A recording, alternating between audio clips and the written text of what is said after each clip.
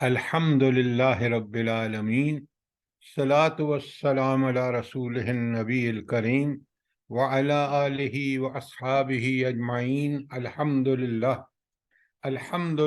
الذی ہدانا لہذا وما کنا لنہتدی لولا ان ہدانا اللہ۔ رب اشرح لی صدری ویسر لی امری واحلل عقدۃ من لسانی یفقہوا قولی، آمین یا رب العالمین۔ ہمارے سورہ یونس کے مطالعے میں اب واقعہ چل رہا ہے حضرت موسیٰ علیہ السلام اور فرعون کا، اور یہ واقعہ ذرا ان کو بھیج دیں میں عبداللہ کو، یہ پورا ہینڈ آؤٹ۔ اچھا، یہ واقعہ بہت ہی عبرت آموز ہے۔ دیکھیں، اللہ رب العالمین کی کتاب میں جو واقعات بیان ہوئے ہیں، اگر وہ ہمارے سامنے رہیں تو اللہ تعالیٰ کی مدد سے ہم بہت سارے بڑے بڑے فتنوں سے بچ جاتے ہیں، اور اس کتاب و سنت پر عمل کر کے ایک فرد بڑا صاحب کردار، صاحب سیرت اور صاحب بصیرت مومن بن جاتا ہے، اور وہ حکومت جو اس قرآن و سنت پہ عمل کر رہی ہوتی ہے وہ ایک مثالی حکومت ہوتی ہے۔ لیکن جس قدر فرد اس سے انحراف کرتا ہے، جس قدر فرد اس کو چھوڑ دیتا ہے، اور کوئی حکومت جو اس کو بالکل اس سے غافل ہو جاتی ہے، وہ ذلت و پستیوں کا شکار ہو کے رہتی ہے۔ یہ آپ تاریخ میں دور جانے، اپنے ملک کو دیکھ لیں، آج کی امت کو دیکھ لیں، ہم اس سے دور ہیں، اس لیے یہ ساری صورتحال ہے۔ ہم اس سے سبق نہیں لیتے۔ اگر فرعون اس قرآن کو پڑھتے نا تو کوئی حکمران فرعون نہ بنتا، کبھی بھی نہ بنتا، کیونکہ فرعون کا ابھی آپ دیکھیں گے کہ اللہ رب العالمین کس طرح جھنجھوڑ کے اس واقعے سے عبرت دلا رہے ہیں۔ آپ ذرا سنیے آیت نمبر 92 جو آج ہم نے شروع کرنی ہے۔ بسم اللہ الرحمن الرحیم۔ فَالْيَوْمَ نُنَجِّيكَ بِبَدَنِكَ لِتَكُونَ لِمَنْ خَلَفَكَ آیَةً۔ بس آج ہم تجھے تیرے بدن کے ساتھ بچا لیں گے تاکہ تو ان کے لیے عظیم نشانی بنے جو تیرے بعد آئیں گے۔ اللہ تعالیٰ فرما رہے ہیں کہ تو نے دنیا میں نعرہ لگایا نا کہ انا ربکم الاعلی، میں دنیا میں سب سے تمہارا بڑا رب ہوں، مصریوں کو کہا۔ اللہ تعالیٰ فرماتے ہیں کہ تیرے غرق ہونے کے بعد، جو پیچھے آپ پڑھ چکے ہیں، میں تیری لاش کو بچا لوں گا، بچا کے اس کو آنے والی نسلوں کے لیے عبرت بنا دوں گا۔ وہ آج بھی قاہرہ کے زو میں پڑی ہوئی ہے۔ میں نے دیکھا، جب میں نے دیکھا تو میں نے کہا قرآن کتنا برحق ہے۔ صدیوں پہلے ہونے والا یہ واقعہ رب العالمین نے کس طرح اس کی لاش کو محفوظ کرنے کا بندوبست فرمایا ہے۔ سر ہم نے 94 نہیں پڑھنی؟ نہیں، ذرا پہلے جی سن لیں ذرا، آپ کو بڑی ابھی میں آپ سے سوال کروں گا تو پھر آپ کو پتہ چلے گا۔ اچھا، تو اللہ تعالیٰ فرماتے ہیں میں نے آج تیرے بدن کو اس لیے بچا لیا ہے تاکہ ساری دنیا عبرت لے فرعونیت سے۔ ان کثیرا من الناس عن آیاتنا لغافلون، بہت سے لوگ ہماری نشانیوں سے یقیناً غافل ہیں۔ یہاں نشانیوں سے کیا مطلب ہے؟ دیکھیں نا، اللہ تعالیٰ فرما رہے ہیں اس واقعے کے بعد کہ بہت سارے لوگ جو ہیں وہ ہماری نشانیوں سے غافل ہیں۔ کون سی نشانیاں؟ فرعون کی عبرت ناک سزا کو۔ ویری گڈ، یہ نشانی ہے۔ آج آپ نے بڑی پتے کی بات کی ہے کہ یہ نشانی عبرت ناک واقعات جو ہیں وہ اللہ کی نشانیاں ہیں، ان سے عبرت لو۔ ذرا دیکھیں، میں نے کہا ہے آپ سے، کسی آیت کا لفظ کا معنی سیاق و سباق اسٹیبلش کرے گا۔ کبھی اللہ کے احکامات سے متعلق ہوتی ہے بات، کبھی ان نشانیوں سے، کبھی کائنات کی نشانیوں سے، کبھی ان انفس کی نشانیوں سے۔ تو قرآن کا طالب علم پوری طرح دیکھتا ہے کہ یہاں جو لفظ آیا ہے وہ کس معنی میں آیا ہے۔ یہاں بالکل آپ نے ٹھیک کہا، یہ آیا ہے عبرتناک نشانیوں میں سے یہ ایک نشانی ہے۔ اچھا، قرآن نے ایک اور عبرتناک نشانی بیان کی ہے، وہ کون سی ہے بھلا؟ واقعہ بیان کیا پورا۔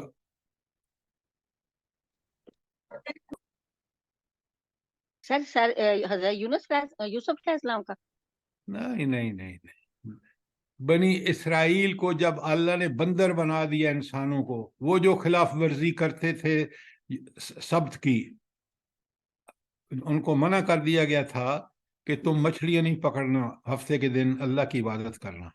وہ باز جی نہیں جی آئے، انہوں نے ہیلو بہانوں سے، تو وہاں وہ عبرتناک نشانی ہے۔ اللہ تعالیٰ نے جمعے کا وقت ہمارے لیے بالکل اسی طرح بنایا ہے جس طرح اللہ تعالیٰ نے ان کے لیے محترم بنایا تھا یوم سبت۔ تو جمعے کے دن نماز کا وقت بالکل وہ اگر ہم نے اسی طرح کیا جو ہم کر رہے ہیں تو پھر سوچئے کہ انجام کیا ہوگا۔ تو یہ عبرتناک نشانیاں عبرت کے لیے ہیں، لیکن اللہ تعالیٰ کتنی پیاری بات فرما رہے ہیں۔ اکثریت جو ہے وہ ان سے غافل ہے، اور کتنی قرآن برحق اللہ تعالیٰ ان کثیر من الناس عن آیاتنا لغافلون، یہ لوگ ہماری اس عبرتناک نشانیوں سے بڑا کم سبق لیتے ہیں۔ یہ کل کی بات ہے، اور آپ دیکھ لیں آج پھر اس ملک میں کیا ہو رہا ہے۔ دیکھیں، قرآن پڑھیں، قرآن سمجھیں، آپ کو بہت سارے واقعات کی تشریح اللہ کے نزدیک کیا ہے وہ سمجھ آ جائے گی۔ اب 92 مکمل ہو گئی، 93 وَلَقَدْ بَوَّنَا بَنِي إِسْرَائِيلَ مُبَوًّا صِدْقٍ، اور ہم نے بنی اسرائیل کو ایک بڑا باعزت ٹھکانہ دیا۔ وَرَزَقْنَاهُم مِّنَ الطَّيِّبَاتِ، اور ان کو پاکیزہ چیزوں میں سے رزق عطا فرمایا۔ یہ کون سی بات ہے جس میں اللہ تعالیٰ یہ دونوں باتیں فرما رہے ہیں؟ کیا اللہ تعالیٰ نے بنی اسرائیل کو دیا؟ کہاں ان کو یہ سب کچھ ملا؟ سر من و سلوہ ملا تھا سرائے سینا میں۔ اور بادل کا سایہ بھی۔ اور یہ سب باتیں irrelevant ہے اس آیت کے تشریح سے۔ سر فلسطین میں بیت المقدس ملا۔ فلسطین میں بیت المقدس ملا، یہ ہے بہترین ٹھکانہ، یہاں اس کا ذکر ہے۔ بات سمجھا کریں، قرآن کو آپ پھر بعد میں نہیں دیکھتے، سوال کرتے نہیں ہیں۔ قرآن جب سمجھیں گے تو اللہ رب العالمین کی حکمتیں آپ کو سمجھ آ جائیں گی۔ اب اللہ تعالیٰ فرماتا ہے کہ ان کو بہترین ٹھکانہ دیا، ان کو بہترین رزق دیا، حالانکہ وہ کس قسم پرسی کی زندگی گزارے، فرعونیوں کی بدترین غلامی۔ اللہ رب العالمین نے کتنا کمال کیا، ان پر کتنا کرم کیا۔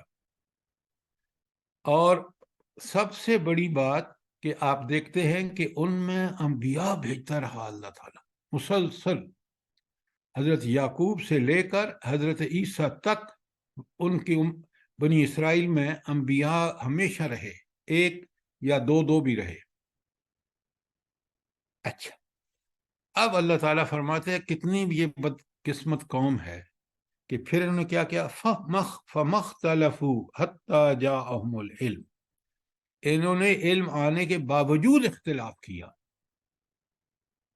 اچھا، ایک بات بتائیں، یہ فرد کیوں اختلاف کرتا ہے حق کے مقابلے میں؟ جیسے قرآن ہے ہمارے پاس، اتنا بڑا حق اور اتنی بڑی رہنمائی، ہم اسے کیوں انحراف کرتے ہیں؟ ہمیں پتہ ہونا چاہیے نا، کیوں انحراف کرتے چلتے ہیں سر؟ خواہشات نفس کے پیچھے، اور وہ خواہشات نفس کیونکہ دنیا میں بہت جلدی ہمیں فائدہ ملتا ہے، تو کبھی ہم مال کے محبت میں گرفتار ہیں، کبھی اولاد کی گرفتار ہیں، کبھی ڈگریوں کی، کبھی عہدوں کی، پتہ نہیں کس کس میں۔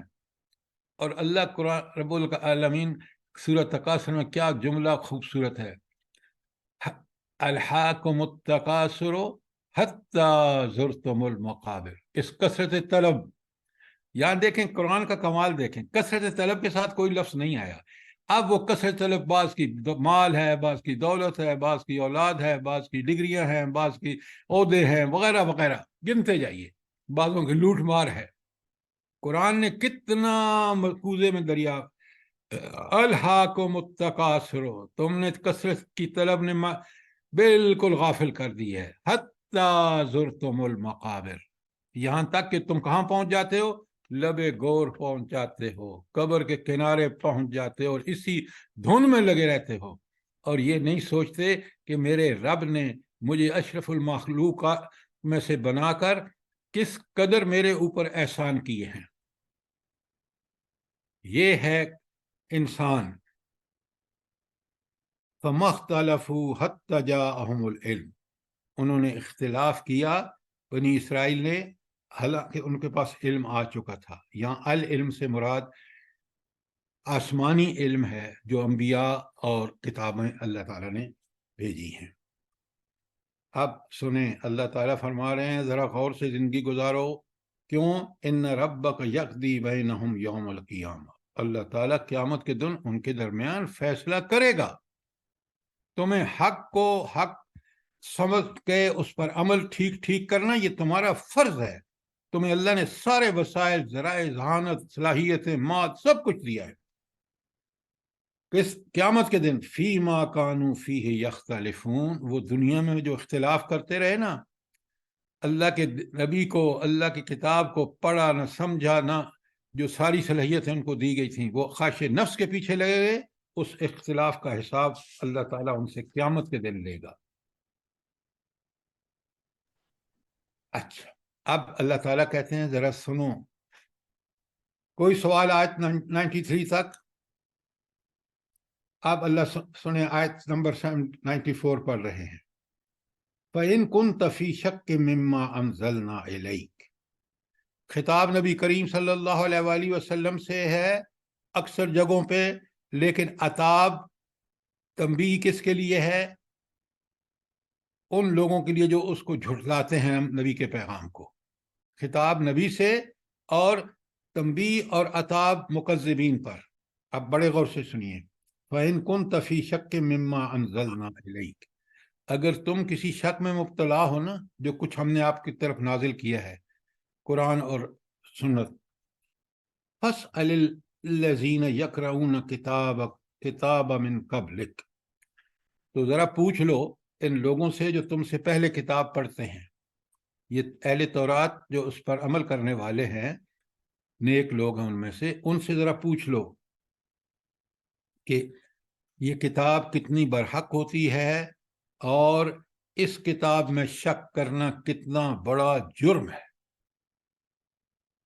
قرآن کے شروع میں سورہ بقرہ میں کہا الف لام میم ذالک الکتاب لا ریب فیہ، یہ وہ کتاب ہے جس میں شک و شبہ کی گنجائش ہی کوئی نہیں، یہ برحق ہے، ایبسولوٹ ٹروتھ ہے۔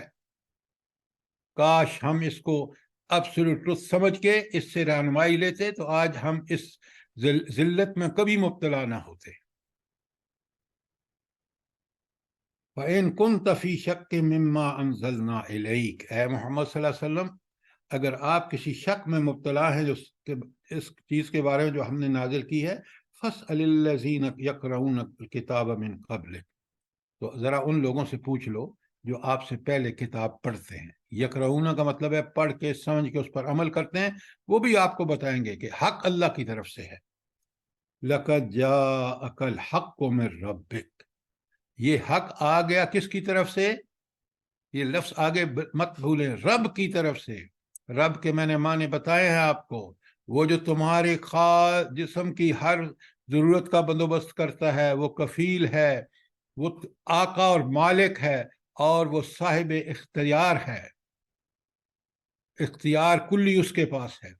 یہ اس کی طرف سے یہ حق آیا ہے، یہ کتاب اس رب کی طرف سے، ان سارے معنی یہاں موجود ہے۔ فَلَا تَكُونَنَّ مِنَ الْمُمْتَرِينَ، لہذا اس میں کسی شک میں مبتلا نہ ہونا۔ آج آپ دیکھ لیں اس کتاب برحق جو ایبسولوٹ ٹروتھ ہے، ہم نے اس کو کہاں دور پھینکا ہوا ہے۔ اور ذلتیں ہمارا مقدر بن چکی ہیں اسی وجہ سے. لہذا اللہ نے کس پیارے انداز میں آیت 94 میں 94 نمبر آیت میں نبی کریم صلی اللہ علیہ وسلم کو خطاب فرمایا. لیکن منکرین کو کیا کہ اگر اس نبی کی بات کو نہیں مانو گے تو پھر سن لو، اب حق آ گیا ہے، اور اگر تم نے شک کیا اے مکذبین تو پھر تم سے بڑا کوئی ظالم نہیں ہوگا. کوئی سوال آیت 94 پر؟ سر ذرا شک کی وضاحت کر دیں کہ کس قسم کا شک، نہ ماننا یا احکامات کو نہ ماننا؟ پہلے بات کو سمجھیں. ایک نہ ماننے والا منکر ہے، کافر ہے، چاہے وہ ایک چیز کو نہ مانے. عقیدے میں اگر کوئی شخص ختم نبوت کہ نبی کریم صلی اللہ علیہ وسلم آخری نبی ہیں اس کو نہیں مانتا، ایک بات کو، باقی کہتے ہیں اللہ بھی ہے، وہ ہے، رسول بھی ہے، لیکن آخری رسول نہیں ہے، یہ کافر ہے. کافر وہ ہے جو انکار کر دے. اور جیسے ہم مسلمان ہیں نام و نہاد، آپ دیکھتے نہیں ہیں، ایکسیپشن کو چھوڑ دیجئے کہ اس قرآن کو کوئی عمل کرتا ہے ہم میں سے جس طرح کرنا چاہیے؟ بتائیں مجھے.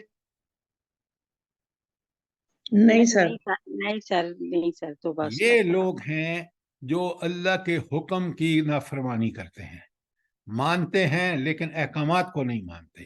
کافر انکار کر دیتا ہے، اور اس کا تیسرا درجہ جو ہے وہ ہے تکذیب. کافر انکار کر دیتا ہے، اور نام و نہاد مسلمان یا منافق جو ہے وہ مانتا ہے لیکن عمل نہیں کرتا دنیا کے مفاد کے چکر میں. یہ تو ہو گیا مسلمان جو گناہ گار ہے، اور اگر گناہ گاری میں مزے لیتا ہے تو منافق ہے. تیسرا ہے مکذبین، جو اس کی تکذیب کرتا ہے. یہ سب سے برا درجہ ہے، اور تکذیب کرنے والا وہ ہوتا ہے جو اللہ کے راستے میں رکاوٹیں ڈالتا ہے، جو کہتا ہے اس ملک میں عام کر دو ناچ گانا فحاشی اریانی. یہ تکذیب کر رہا ہے، عملاً تکذیب کر رہا ہے. اب تینوں درجے آپ کو سمجھ آ گئے نہیں آئے؟ جی جی سر، جزاک اللہ. اچھا، اب سر یہ جو ممترین لفظ آیا ہے یہ نہ ماننے والوں کے لیے، شک کرنے والوں کے لیے. آپ کو نہیں پتا کہ آج اس ملک میں کتنے لوگ ہیں جو شک کر رہے ہیں، پتہ نہیں یہ سود کیوں عام ہو رہا ہے، سود کو کیوں سرپرستی کی ہے؟ شک ہے کہ اس کتاب کا بتائے ہوئے عمل کریں گے تو ہم غیر ترقی یافتہ ہو جائیں گے. حالانکہ اسی کتاب پہ عمل کر کے دنیا میں ایسے نظام اللہ کا نافذ کر کے انہوں نے دنیا کو سکون، امن اور چین بتایا. حضرت عمر کے زمانے میں عیسائیوں نے کہا خدا کے لیے مت جاؤ. جب مسلمان کو دے رہے تھے نا وہ زمین تھے اس حکومت میں، تو حضرت عمر کو فوج کسی وجہ سے ہٹانی پڑی دوسری جگہ کے لیے. آپ نے حضرت عمر نے کہا کہ بھائی ہم جزیہ نہیں لیں گے، کیونکہ انہوں نے رو رو کے منتیں کی. آج یہ مسلمان جس احساس کمتری میں مبتلا ہے، یہ تو کافر بھی نہیں کر سکتا. یہ کہنا آج ہم نے نبی کریم صلی اللہ علیہ وآلہ وسلم کو اپنا رہادی اور رہنما نہیں بنایا. ثبوت میں بتاتا ہوں، آپ کے بچے جو ہیں وہ رسالت رسول اللہ صلی اللہ علیہ وآلہ وسلم کی ایسی زندگی جو کسی انسان کی ہو ہی نہیں سکتی، وہ نمونہ ہی نہیں ہے ہمارا. بچوں کو چھوڑیں، بڑوں کو دیکھ لیں، والدین کو دیکھ لیں، حکومت کے سربراہوں کو دیکھ لیں، کیا ان کا رہنما محمد رسول اللہ صلی اللہ علیہ وسلم ہے؟ بتائیں نا مجھے.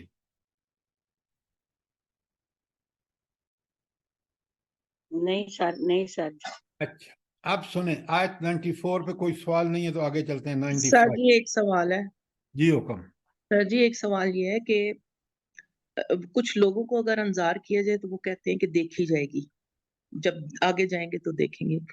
پھر دوسرا ایک شخص کو نماز کا کہا جاتا ہے تو وہ کہتے ہیں تم نے اپنی قبر میں جانا ہے اور میں نے اپنی. اس کو کس کیٹیگری میں شامل کریں گے؟ اچھا دیکھیں، آپ مجھ سے فتویٰ بالکل نہ لیں، قرآن نے ہمیں صاف بتا دیا ہے. جو بندہ آپ سے یہ کہتا ہے نا کہ بھائی تم نے اپنی قبر میں جانا ہے، میں نے اپنی قبر میں جانا ہے، اس کو آخرت کا بالکل یقین نہیں ہے. اس 1000 دفعہ کہے نا میں آخرت کو مانتا ہوں، اگر وہ مانتا ہوتا تو یہ کلمہ نہ کہتا. مجھے آپ کو اور مجھے اس قبر میں جانے کا ڈر ہے کہ ہم خود بھی عمل کرتے ہیں اور دوسروں کو بھی بڑے ہمدردی سے، بڑے مشفقانہ انداز میں بتاتے ہیں کہ یہ یقین تمہیں ٹھیک عمل کی طرف لائے گا. تو لہٰذا قرآن ہمیں ایک جنرل آؤٹ لائن دے دیتا ہے. قرآن ہمیں فرقہ بازی اور تفرقہ بازی میں نہیں. قرآن کہتا ہے کہ یہ شخص یقیناً آخرت پر یقین نہیں رکھتا. یقین رکھتا ہوتا تو یہ بات آپ سے کبھی نہ کہتا. بات کلیئر ہے؟ جی سر، جزاک اللہ. اچھا ایک بات بتائیں، آپ نے بڑی اچھی بات کی ہے، میں ایک کاؤنٹر کوشچن سے اور کلیئر کر دیتا ہوں. ایک شخص اپنی خواہشات کے پیچھے لگ کے دنیا گزارا کرتا ہے، شیطان کے پیچھے ادھر ادھر. نام اس کا عبداللہ ہے. اب آپ اس کو کیا کہیں گے؟ وہ اس کا جواب بڑے غور سے سنیں، قرآن نے ہر بات کا جواب دیا ہے، بڑے دلیل سے دیا ہے. اس کا جواب سورہ کہف کی آخری آیات میں ہے. قُلْ هَلْ نُنَبِّئُكُمْ بِالْأَخْسَرِينَ أَعْمَالًا. میں بتاؤں نہیں تمہیں کہ اعمال کے لحاظ سے کون سب سے گھاٹے میں ہوں گی؟ الَّذِينَ ضَلَّ سَعْيُهُمْ فِي الْحَيَاةِ الدُّنْيَا. یہ وہ لوگ ہیں جنہوں نے دنیاوی زندگی میں سب کچھ جھونک دیا. اولئک الذین کفروا بآیات ربہم. یہی تو وہ لوگ ہیں جنہوں نے اپنے رب کا کفر کیا. اب بات سمجھ آئیے نہیں آپ کو؟ جی سر، ابھی جزاک اللہ. اچھا اب آیت 95 وَلَا تَكُونَنَّ مِنَ الَّذِينَ كَذَّبُوا بِآيَاتِ اللَّهِ. میں نے آپ کو 3 درجے بتائے ہیں ابھی تھوڑی دیر پہلے. ایک کافر، ایک گناہگار مسلمان جو آگے بڑھ کے پھر منافق ہو جاتا ہے جب اس کو اپنے گناہوں میں مزہ آنے لگتا ہے، پھر وہ کفر بھی کرنے لگتا ہے. اور تیسرا تکذیب کرنے والا. تکذیب کرنے والا کون ہوتا ہے؟ جو عملاً اللہ تعالیٰ کے احکامات کی نافرمانی کرتا ہے، جیسے فحاشی، عریانی، مخلوط محفلیں. اور ابھی آپ نے تازہ فتنے سنا ہے کہ سعودی نے کہا کہ عورت بغیر محرم کے حج کے لیے آ سکتی ہے، وغیرہ وغیرہ وغیرہ. یہ ہے تکذیب، کہ اللہ کے قانون کے خلاف قانون نافذ کرنا. وَلَا تَكُونَنَّ مِنَ الَّذِينَ كَذَّبُوا بِآيَاتِ اللَّهِ. ان لوگوں کی طرح نہ ہو جانا جو اللہ تعالیٰ کی آیات کی تکذیب کرتے ہیں. فَتَكُونَ مِنَ الْخَاسِرِينَ. تو تباہ حال ہو جائے گا. پھر خطاب حضور نبی کریم صلی اللہ علیہ وآلہ وسلم سے ہے، اور عتاب کن پر ہے؟ کس پر ہے عتاب؟ تنبیہ کس کے لیے ہے؟ سننے والوں پر جو پڑھ رہے ہیں اس کو کیا اور جو بات عمل کر رہے نہیں ہیں؟ کرتے. مکذبین کا لفظ، مکذبین تکذیب کا لفظ نہیں نظر آتے آپ کو؟ تکذیب کرنے والا. پھر وہی آپ حرکت کر جاتے ہیں، کیونکہ ایک ہماری عادت پڑی ہوئی ہے. قرآن کہہ رہا ہے تکذیب کرنے والے تباہ حال ہو جائیں گے. دیکھیں نا، ہم بالکل فرق نہیں کرتے کہ گناہگار مسلمان کیا ہوتا ہے، منافق کیا ہوتا ہے، کافر کیا ہوتا ہے، تکذیب کرنے والا. ان میں سب میں فرق میں بتا چکا ہوں آپ کو، اور ان کو نوٹ کریں. نہیں سمجھ آیا سوال کریں. ان الذین حقت علیہم کلمات ربک لا یؤمنون. ان الذین حقت علیہم کلمات ربک، وہ بات، وہ لوگ جن پر تیرے رب کی بات ثابت ہو چکی ہے. انم، بے شک. کیا ثابت ہو چکی ہے؟ بتائیں. لا یؤمنون، وہ ایمان نہیں لائیں گے. یہ ہے سنت الہی. بلکہ کیا کہ یہ جو تکذیب کر رہے ہیں، پچھلی آیت میں ہے نا، جھٹلا رہے ہیں، اس کا مقابلہ کر رہے ہیں.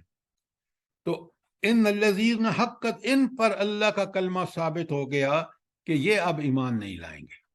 یہ ہے یہاں دونوں کا جوڑ. اور یہ ہے کہ ایمان کون نہیں لائے گا؟ وہ لوگ جو تکذیب کر رہے ہیں، کیونکہ انہوں نے تو حق وہ باندھ لیا، اپنا ٹھیکہ لے لیا کہ میں نے تو اس کی مخالفت کرنی ہی کرنی ہے. ایسے لوگوں کے لیے اللہ کی سنت کیا ہے؟ لا یؤمنون، وہ ایمان نہیں لائیں گے. شاباش، سوال کیجئے، بات کلیئر نہیں ہے تو. میں ترجمہ پھر پڑھ دیتا ہوں. والذین ولا تکونن من الذین کذبوا بآیات اللہ، ان لوگوں میں سے ہرگز نہ ہو جانا جو اللہ کی آیات، اللہ کے احکامات کی تکذیب کرتے ہیں.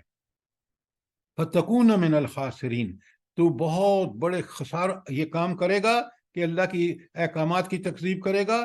فتکون من الخاسرین، تو بڑے تباہ حال لوگوں میں سے ہو جائے گا. ان الذین حقت علیہم کلمات ربک، جن لوگوں پر آپ کے بات بے شک حق ہو گئی، یعنی انہوں نے تکذیب کا پورا ٹھیکہ لے لیا. لا یؤمنون، اللہ یہ ایمان نہیں لائیں گے، اللہ ان کو ایمان کی اب توفیق نہیں دے گا. یہ ہے سنت الہی کہ وہ لوگ جو حق کی مخالفت پر کمر باندھ لیتے ہیں، پھر اس پہ بالکل لگ جاتے ہیں، اللہ تعالیٰ ان کو ایمان نہیں دیتا. وہ ظاہر ہے بھائی، انہوں نے خود بائی چوائس یہ کیا ہے، اپنی مرضی سے انہوں نے یہ راستہ چنا ہے. کوئی سوال؟ اب آئیے، کتنی سبق آموز باتیں ہیں، اور دیکھیں ہم. جی سر، یہ پھر پتہ تو نہیں چل سکے گا نا کہ کس پر اللہ کی بات مکمل ہو چکی، لیکن ہدایت دینا تو ہمارا حق ہے نا، امر بالمعروف اور نہیں منکر پہ. آپ ہدایت نہیں دیتے، آپ کا فرض ہے ان کو دعوت دینا. بات کو سمجھیں، وہ مانے نہ مانے، اللہ نے ان کو اختیار دیا ہے. آپ نے بڑی حکمت سے، شفقت سے، ادعو الی سبیل ربک بالحکمت والموعظۃ الحسنہ، سورہ نحل کی آیت پڑھ رہا ہوں. آپ نے اس کے تحت ان کو دعوت دینی ہے. نہ مانے نہ مانے ان کا مرضی ہے، اختیار اللہ نے ان کو دیا ہے. آپ بری ذمہ ہو گئے یہاں پر. لیکن اگر آپ نے دعوت ہی نہیں دی، پھر اللہ آپ سے پوچھے گا. اب بات سمجھ آ گئی؟ سوال کریں اگر کوئی چیز سمجھ نہیں آئی. جی جی سر، جی سر، جزاک اللہ سر. اچھا، اب آیت نمبر 97.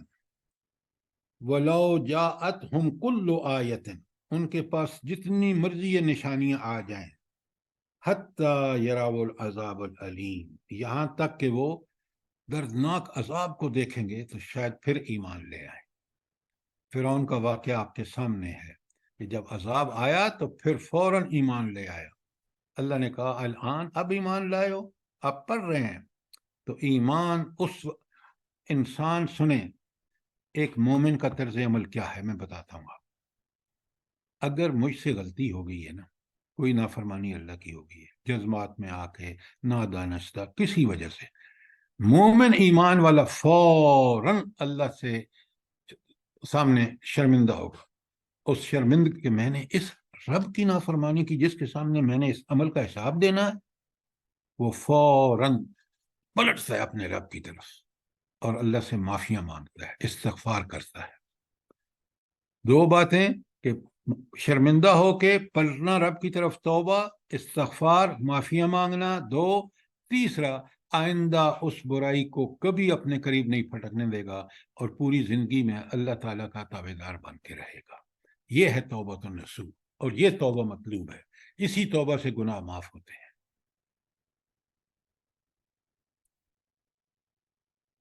اچھا، اب آ جائیں واپس آیت میں. وَلَوْ شَاءَ رَبُّكَ لَآمَنَ مَنْ فِي الْأَرْضِ كُلُّهُمْ جَمِيعًا، اگر تیرا رب چاہتا تو یقیناً لوگ زمین میں ہیں، سارے لوگ جو زمین میں ہیں، سب کے سب اکٹھے ایمان لے آتے. کیا مطلب؟ اللہ نے تو چاہا ہی نہیں. یہ اللہ کی چاہت ہی یہی ہوئی کہ لوگوں کو ہدایت دینے کے بعد آزاد کر دے، اختیار دے. پیچھے رہ گئی آیات. سوری اچھا، آپ نے ٹھیک کہا، آیت 98 رہ گئی ہے. 97 کلیئر ہے؟ 98 بسم اللہ الرحمن فلولا كانت قرية آمنت فنفعها ایمانها، کوئی بستی کیوں نہیں ایمان لائی اور ایمان ہی اس کے لیے نفع بخش ثابت ہوتا، یعنی اگر ایمان لے آتی تو ایمان اس کے لیے نفع بخش ہوتا۔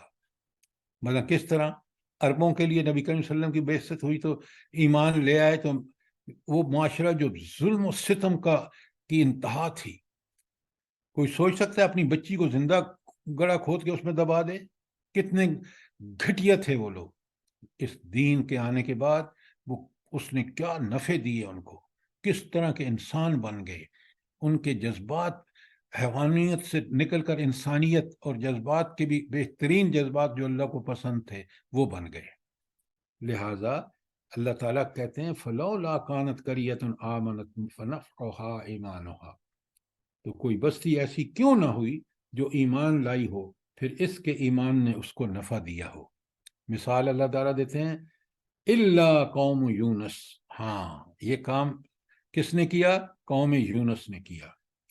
لما آمنوا، جب وہ ایمان لائے، کشفنا عنہم عذاب الخزی فی الحیات الدنیا، ان کو پہلا نفع کیا ملا؟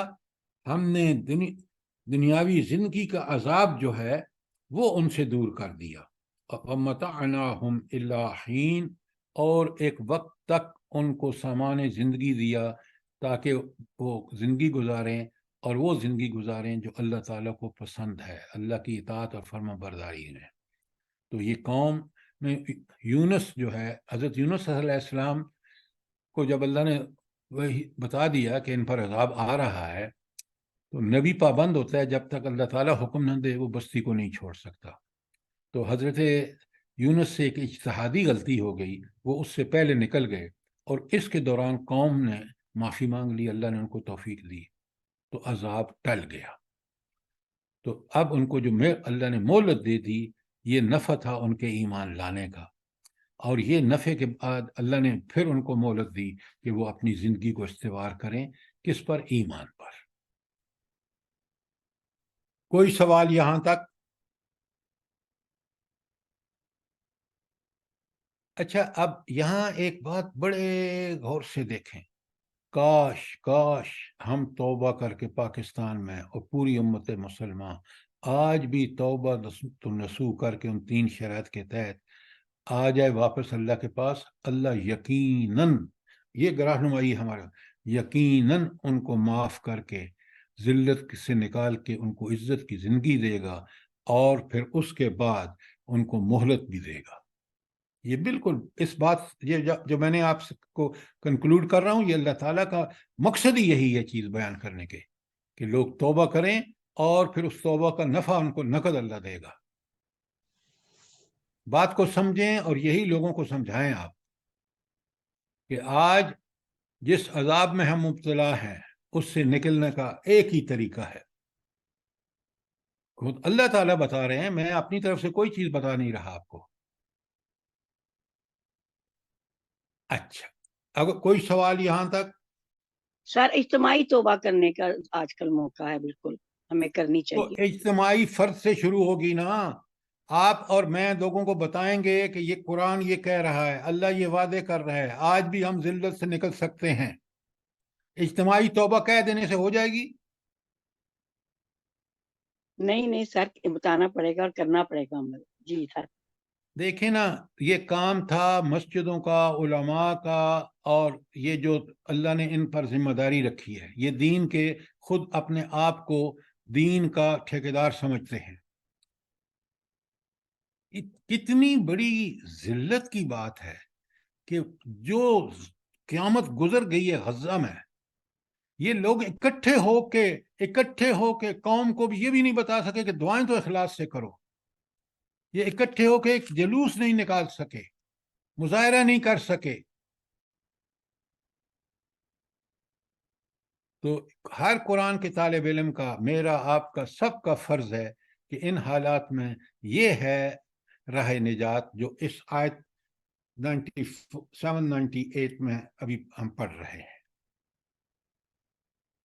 کوئی سوال، کوئی چیز کلیئر نہ ہوئی ہو؟ اب سنیں، یہ سارا اس رب نے دنیا بنائی ہے اور اس نے نیکی بدی کا اختیار کرنے کا جو ہے فیصلہ وہ بندے کے ہاتھ میں دیا ہے. اس کے لیے پوری رہنمائی بتا دی ہے.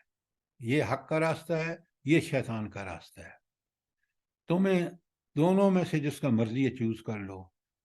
میں نے حساب تم سے لینا ہے اور وہ حساب ہوگا قیامت کے دن. دنیا دارالعمل ہے، عمل کرنے ایکشنز کی جگہ ہے، اور ریوارڈ اور پنشمنٹ ان ایکشنز کا فیصلہ ہوگا قیامت کے دن. لہٰذا یہ اللہ تعالیٰ نے بنا کے اپنی عین علم اور حکمت کے مطابق اس اصول پر دنیا کو میں انسان کو بھیجا ہے. وہاں بتا دیا، صاف بتا دیا. سورہ بقرہ کی آیت 38 اور 39 دیکھیں.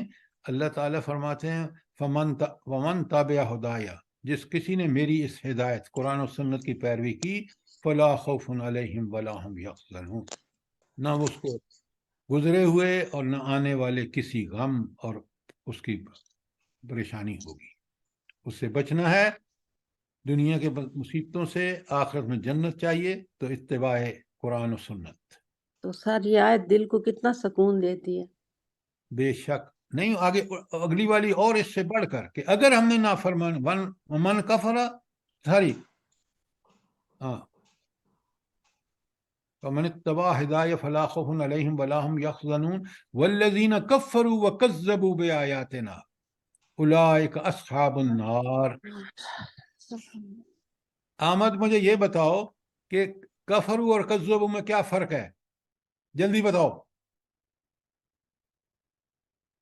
سر کفر تو وہ ہوا نا جو میں نے آپ سے نہیں پوچھا. احمد عباسی. اچھا یہ جی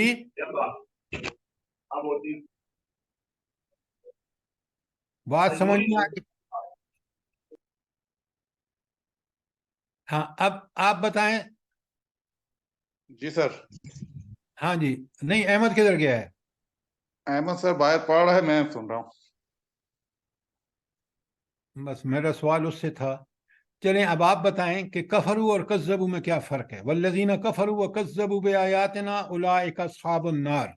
یہ 39 نمبر آیت ہے سورہ بقرہ کی. سر کفرو جو جنہوں نے انکار کیا، اور کذبو جنہوں نے انکار کیا اور ساتھ مخالفت اور دشمنی اور لڑائی جھگڑے اور مار داڑ اور اس کے لیے پوری اپنی ویری ایفرٹس گڈ، لگائے. Very good. یہ ہے اس کا مطلب. تو کفرو اور کذبو کو سمجھیں. بالکل عباس صاحب نے 100% ٹھیک بتایا.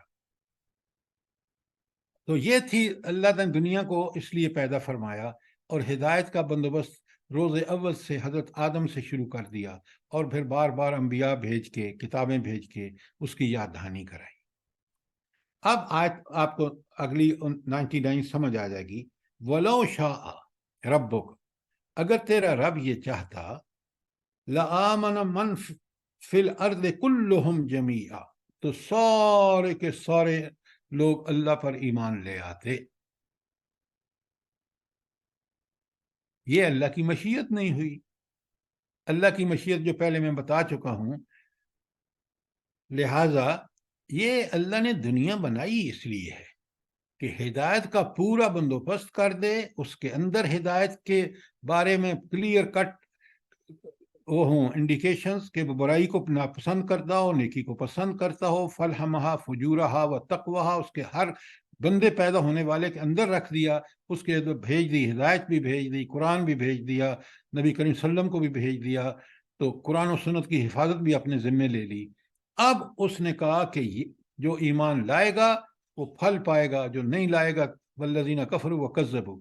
لیکن اگر اللہ تعالیٰ کہہ رہے ہیں کہ اگر اللہ چاہتا تو یہ کر سکتا تھا، اور اللہ نے یہ بعض مخلوقات کے ساتھ کیا ہے، انسانوں اور جنوں کو چھوڑ کر.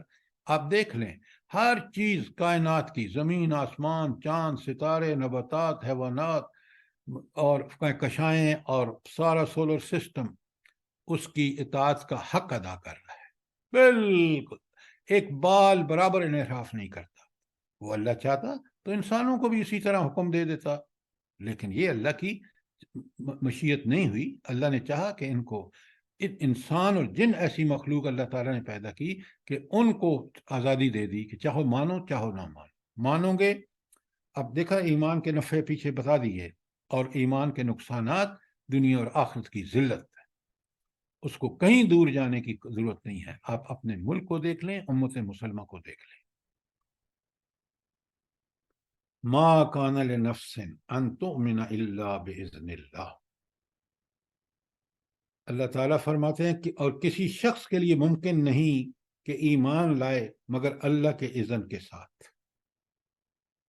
اچھا، اب یہاں میرا آپ سے سوال ہے کہ یہ کیا اللہ تعالیٰ نے جو ارشاد فرمایا ہے کہ ما کان لنفس، کسی نفس کے لیے، کسی شخص کے لیے ممکن نہیں ان تؤمن کہ وہ ایمان لائے الا باذن اللہ، اللہ کے اذن کے بغیر کوئی ایمان نہیں لا سکتا. تو اللہ کے اذن کے لیے کیا ضروری ہے بندے کے لیے کہ وہ ایمان لانے کا اللہ تعالیٰ اس کو اجازت دے دے. سر جی، جو حق کی تلاش میں سرگرداں رہتا ہے اور کوششیں کرتا رہتا ہے کہ میں کسی نہ کسی طرح سے ہدایت حاصل کر لوں کہیں نہ کہیں سے، جہاں سے اس کو ملے. Very good, very good. جو شخص سچی طلب اور تڑپ، نمبر 1، نمبر 2 کوشش، یہ کام کرے گا، اللہ تعالیٰ کہتے ہیں ہاں والذین جہدوا فینا، سورہ عنکبوت کی آخری آیت ہے، والذین جہدوا فینا لنہدینہم سبلنا، جو ہمارے راستے میں کوشش کرتے ہیں. جاہدو کا مطلب ہے انتھک کوشش. لنہدینہم سبلنا، ہم ضرور بے ضرور ان کو راستہ دکھاتے ہیں. یہ ہے اللہ کی سنت. ان کے لیے اللہ کا اذن بالکل مل جاتا ہے. اور اللہ غنی عن العالمین، ساری دنیا سے غنی ہے. لہذا اللہ ساری دنیا سے غنی کا مطلب یہ ہے کہ اس کو کوئی پرواہ نہیں ہے. اس نے سارے بندوبست کر دیے ہمیں ایمان لانے کے لیے، ہر چیز مہیا کر دی. اس کے بعد اس نے کہا مرضی ہے تو لاؤ، مرضی ہے تو ایمان نہ لاؤ. لانے کے لیے اذن کے لیے آپ نے سن چکے ہیں. اور جو نہیں لائے گا وہ دنیا میں بھی ذلت اور پستی سے دوچار ہوگا. اپنی حالت دیکھ لیجئے، امت مسلمہ کی حالت دیکھ لیجئے. آخرت میں وہ جہنم جیسی انتہائی عذاب میں مبتلا ہوگا. اچھا، یہاں تک کوئی سوال ہو؟ وَيَجْعَلُ اللَّهُ الرِّجْسَ عَلَى الَّذِينَ لَا يَعْقِلُونَ، وہ لوگ جو نہیں سمجھتے ان پر اللہ گندگی ڈال دیتے ہیں. کیا مطلب ہے یہاں اس آیت کا کہ جو لوگ نہیں سمجھتے اللہ ان پر گندگی ڈال دیتا ہے؟ کیا مطلب ہے اس کا؟ سر ان کے دلوں پہ مہر لگا دیتے ہیں اللہ تعالیٰ، وہ برائی میں بڑھتے جاتے ہیں. پھر نہیں، یہ آپ نے بڑی ہاف ٹروتھ کی بات کی ہے. پہلے سر عذاب گندگی سے ظلمات جہالت کی طرف دھکیل دیتی. دیکھیں، یہ آپ جو بات کر رہے ہیں نا، یہ کوئی ہے تو کسی درجے میں سچ، لیکن پورا سچ نہیں ہے. ایمان لاتے ہیں پر ایمان لا کے مضبوط نہیں کرتے، اسی لیے ان کو بس نہیں، غلط.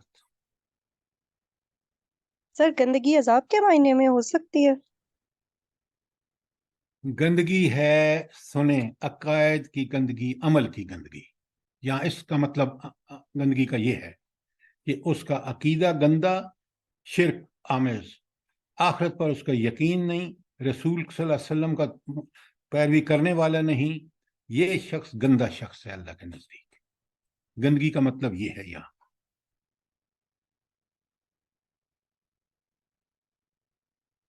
یہ جملہ اللہ تعالیٰ بے عقل لوگوں پر گندگی ڈال دیتے ہیں، اس کا کیا میننگ ہوگا سر؟ یہاں بے عقل وہ شخص ہے جو اللہ تعالیٰ کی اس نعمت ہدایت جو اللہ نے اس کے دل میں رکھی، انبیاء بھیجے، قرآن، نبی کریم صلی اللہ علیہ وسلم آخری نبی ہمارے سامنے، ان کا پوری زندگی سامنے، قرآن اللہ نے محفوظ کر کے ہمیں دے دیا، اس کے ساتھ ہمیں عقل، سوجھ بوجھ، ذرائع وسائل سب دے دیے۔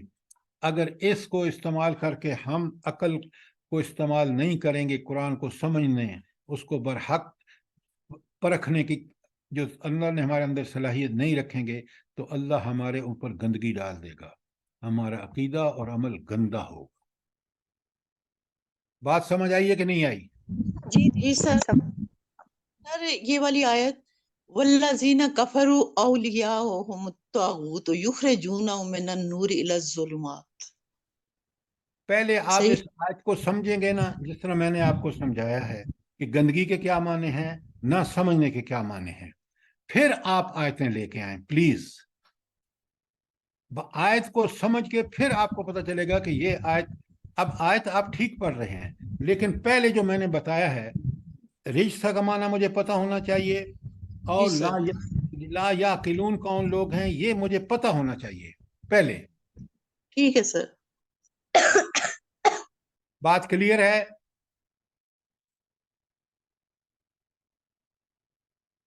آپ ایک چیز نوٹ فرمائیں، قرآن کا حق ہونا اس سے ثابت ہوتا ہے کہ آج ہم عقل سے کام لے کر ہم نے عقل دنیا کے لیے چھوڑی ہوئی ہے، اور اس حقیقت کی طرف کہاں سے کہاں جائیں گے، کامیاب کب ہوں گے، ناکام کب ہوں گے، اس دنیا میں کون سا عمل دنیا کے لیے اور آخرت کے لیے نفع بخش ہوگا، کون سا عمل دنیا اور آخرت کے لیے نقصان دہ ہوگا، اس کے لیے ہم عقل استعمال کرنی چھوڑ دی ہے۔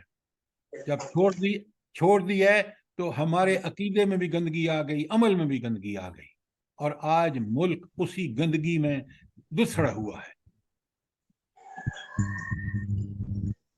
سر میں قرآن اس حصے کو اتنا سمجھی ہوں کہ میں بتاؤں تو آپ تصحیح کر دیں گے کہ وہ لوگ جو جن کو اللہ تعالیٰ نے عقل دی، سمجھ دی، اور وہ اگر اس کو استعمال نہیں کرتے تو پھر اللہ تعالیٰ ان کو شرک اور عقائد کی گندگی میں گرفتار کر دیتے ہیں۔ اگر وہ دی ہوئی صلاحیتیں انسان اللہ کے دین کو سمجھنے، اپنی زندگی کی حقیقت کو سمجھنے، اپنے کامیابی اور ناکامی کو سمجھنے کے لیے استعمال نہیں کرتا اس عقل کو، اور دنیا میں غرق کر دیتا ہے، تو وہ تباہ و برباد ہوگا۔ بات کلیئر ہے؟ جزاک اللہ سر۔ جی اب مجھے یہ بتائیں کہ اگر میں قرآن کو سمجھوں جس حقیقت کے ساتھ اللہ نے اس برحق قانون کو نازل کیا ہے، میری فکر ٹھیک ہوگی یا نہیں ہوگی؟ جلدی بتائیں۔ جی سر ہوگی۔ جب آپ کی فکر اور سوچ ٹھیک ہوگی، آپ کا عقیدہ، اب عمل ٹھیک ہو جائے گا خود بخود۔ کیوں؟ آپ کی سوچ جو ہے وہ بنیاد ہے عمل کی۔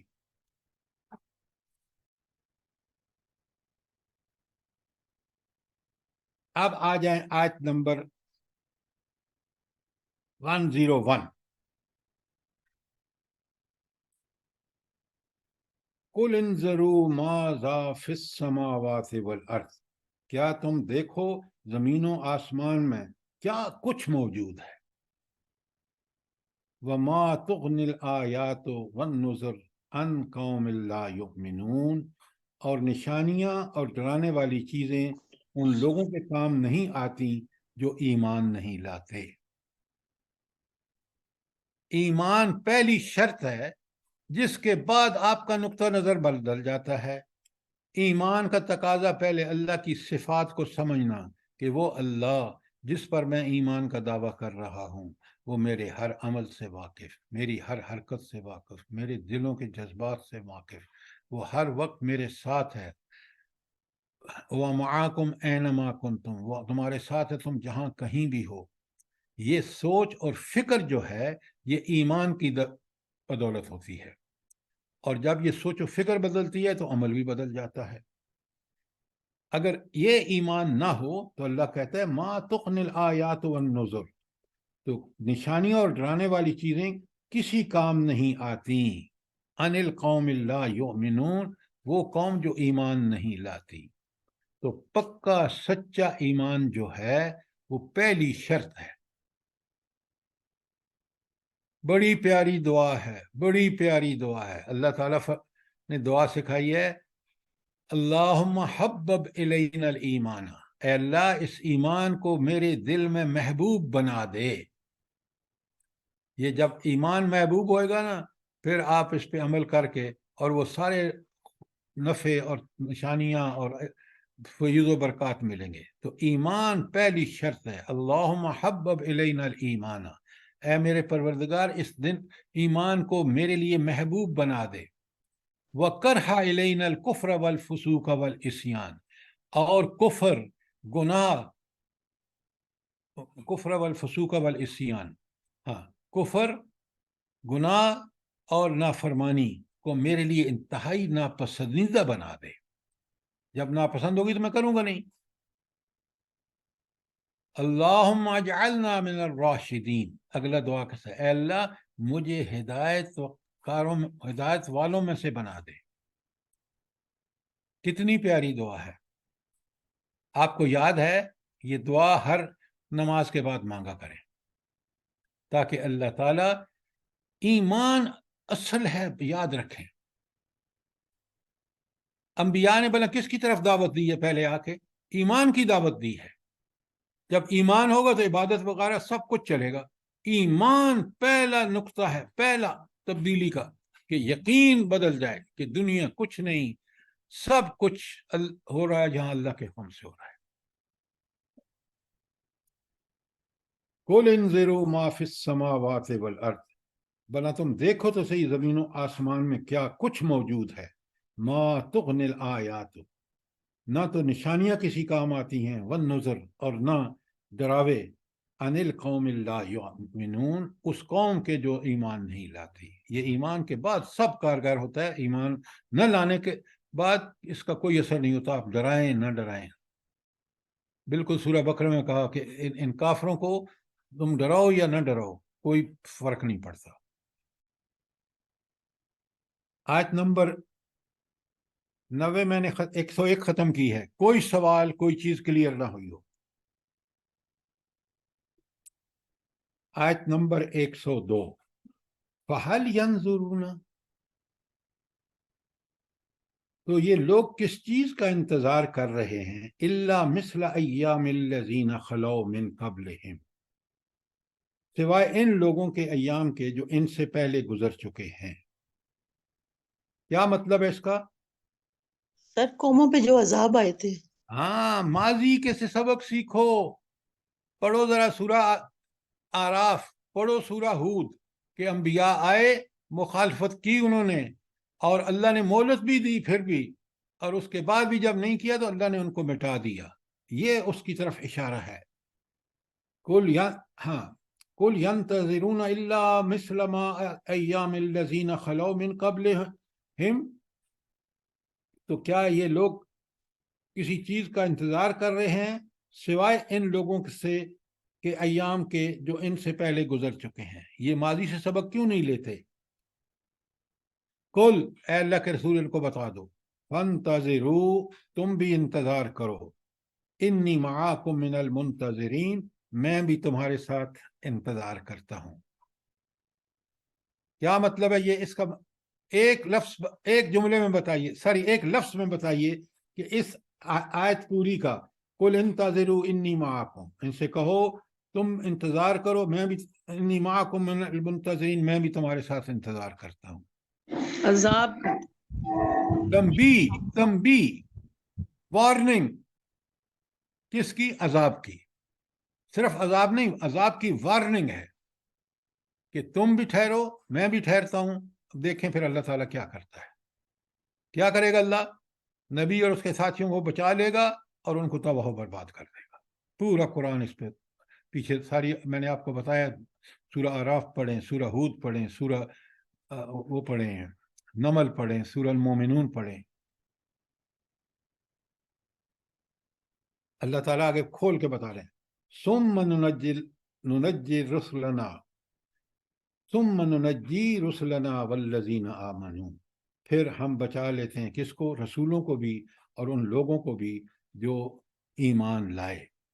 اور باقیوں کو کیا؟ یہاں باقیوں کو کیا کر لیتے ہیں؟ حذف، تباہ کر دیتے ہیں. کذالک حقا، اسی طرح، بالکل اسی طرح جو ماضی میں ہوا ہے. حقا علینا، یہ ہمارے اوپر حق ہے.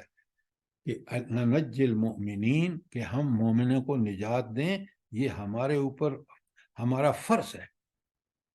تو اللہ نے جو چیز اپنے لیے فرض کی ہے، دیکھیں وہ ہو کے رہے گی، اس سے طاقت قدرت اس کے پاس۔ تو اب آپ نے دیکھا کہ یہاں کس قدر اللہ رب العالمین نے بڑا کلیئرلی بتا دیا، کہ کیا بتا دیا؟ کہ یہ ہے برائی کا انجام اور یہ ہے نیکی کا انجام، دنیا میں بھی اور آخرت میں بھی۔ تاریخ پوری اس گواہ ہے، دنیا پہ تو گواہ ہے پوری تاریخ۔ آپ دیکھ لیں، ذلت مقدر ہو کے رہی ان لوگوں کا جنہوں نے دین کے، پورے امریکہ کو دیکھ لیں، یورپ کو دیکھ لیں، نیتن ہاؤ کو دیکھ لیں، اللہ کس طرح ان کو ذلیل کرواتا ہے، کبھی مجاہدین افغانستان کے ہاتھوں اور کبھی مجاہدین غزہ کے ہاتھوں۔ آپ اگر وہ خط پڑھیں نا جو ان یہودی لوگوں نے لکھے ہیں جو ان کی قید میں تھے، کن کی؟ غزہ والوں کی، وہ ان کے گن گاتے ہیں، اور جن فلسطینیوں کو ان خبیثوں نے قید میں رکھا ان کے ساتھ کیا ظلم کیے۔ یہ دین سمجھے ہیں مجاہدین افغانستان، یہ دین اور یہ قرآن سمجھے ہیں، اس پر عمل کر کے دکھایا مجاہدین افغانستان نے۔ پھر دیکھ لیں اللہ تعالیٰ نے ان کو کن فیوز و برکات سے نوازا ہے۔ اور یہ جب دین نافذ ہوتا ہے اپنی ٹرو سینس اینڈ اسپرٹ کے ساتھ، تو دنیا کے سارے فائنینشیل انسٹیٹیوشن آج گواہی دے رہے ہیں کہ سب سے اچھا معاشی نظام افغانستان کا ہے۔ وہ تو گواہیاں دے رہے ہیں نا، دیکھ کے اسٹیٹسٹکس کو آپ عملاً دیکھ رہے ہیں، اپنے ملک کے ریٹس کو کمپیئر کیجئے وہاں کے ریٹ سے۔ اگر وہاں سے ٹماٹر اور پیاز بند ہو جاتا ہے تو آپ کے ہاں یہ 3 روپے کلو بکنا شروع ہو جاتا ہے۔ رب کی رحمتیں کاش کاش ہم سمجھیں۔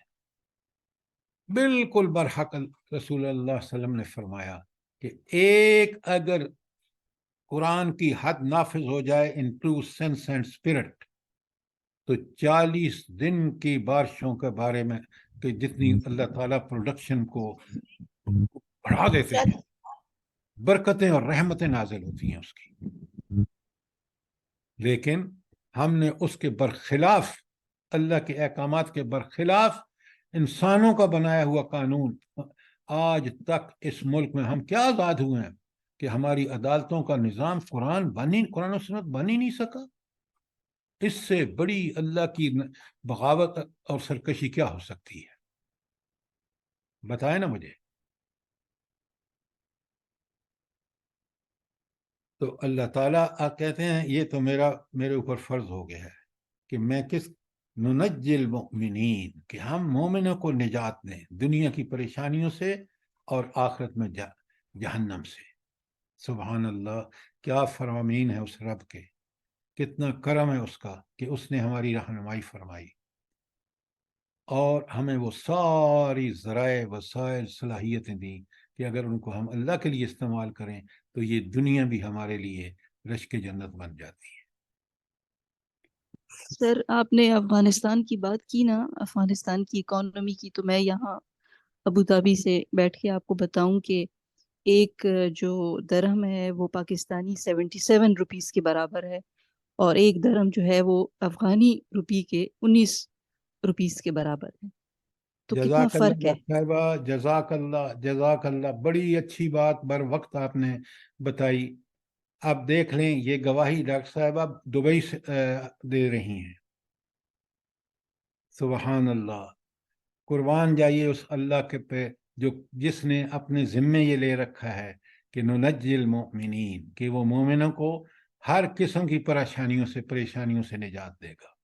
ہم مومن بنے تو صحیح، یہی دعوت ہے قرآن کی۔ جزاک اللہ ڈاکٹر صاحبہ۔ سر ہمیں یہ معجزات نظر ہی نہیں آتے، ہم اپنے ہی حالوں میں جا رہے ہیں۔